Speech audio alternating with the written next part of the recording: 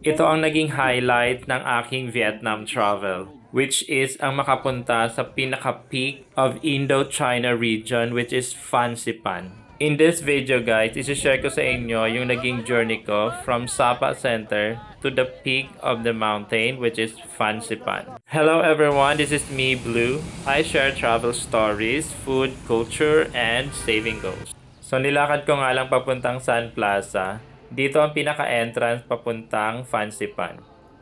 Quality at maganda ang pagkakagawa ng building. It's giving a European vibes. Then malapit lang sa entrance yung bilihin ng ticket. Ang binayaran ko ay 1,050,000 VND or around 2,200 pesos. So ayun na guys, let's go!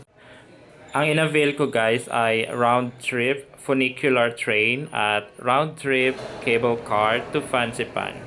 Marami nga akong kasabayan dito at iba-ibang nationalities. Ang first ride ay ang funicular papuntang station ng cable car. Yung naramdaman ko dito, parang feel ko nasa Harry Potter movie ako. Ito yung mga nakikita kong train. That's the feeling guys. Ganito ang eksena sa loob ng funicular train. Parang LRT, MRT lang datingan. Anyway, bawing-bawi naman talaga sa view ng Sapa Mountain. Sobrang amazing. Around 10 minutes lang ang rides na ito papuntang next station. So, andito na nga kami.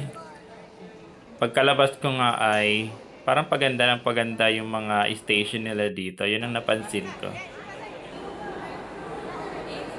Sa labas ng station na ito guys ay yung flower garden. Pero walang masyadong namumulaklak na plants kaya I decided to go to the next station which is the cultural event. So ayan guys, more lakad muna paakyat at manonood muna ng cultural presentation. After nga ng cultural presentation ay ini-encourage yung tourist na mag-join sa cultural games. Dito nga pinapakita ang kultura at pamumuhay ng mga taga-Sapa, Vietnam. Then after the cultural show ay maglalakad papuntang entrance or cable car station. At ito yung view na makikita. Sobrang amazing ng mga plants, ang daming bonsai. Pababa na nga kami nito sa pinaka-entrance at pila ng cable car. Ang dami ng tao ngayon guys, grabe. Natagpo ko na ang daming turista. Pero almost saglit lang naman ang pila kasi ang daming cable car. Honestly guys, sobrang excited ko dito kasi this is the first time na makakasakay ako ng cable car. So ito na guys, tara, let's go! So tara guys, sabay-sabay tayong mamangha sa ganda ng Phan Xipang at Sapa Mountain.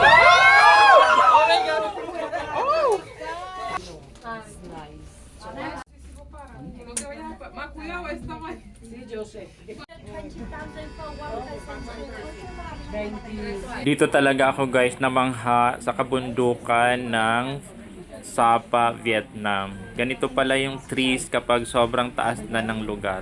Nasasabi ko ito kasi hindi ako sanay wala sa hobby ko yung pag-hiking.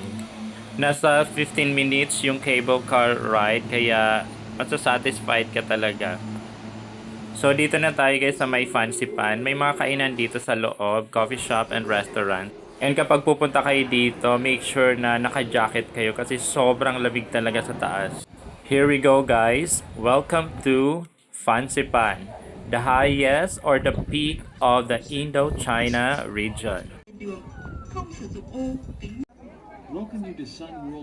Ang daming ang turista ngayon and dito sa taas guys, may isa pang train which is papunta dun sa pinaka-taas na lugar o yung peak. Pero hindi ko na ito in-avail kasi kaya ko pa naman lakarin pataas pero not suggested sa mga elderly or senior citizens ang maglakad. Dito din sa taas makikita ang napakalaking Buddha and it's so amazing.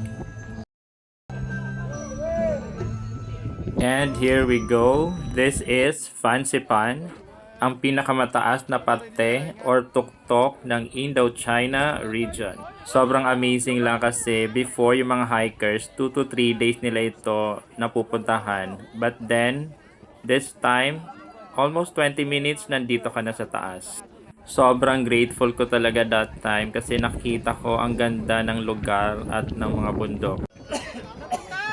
I hope makapunta rin kayo dito guys kasi sobrang amazing ng lugar. That's all for now guys. Maraming salamat sa panonood.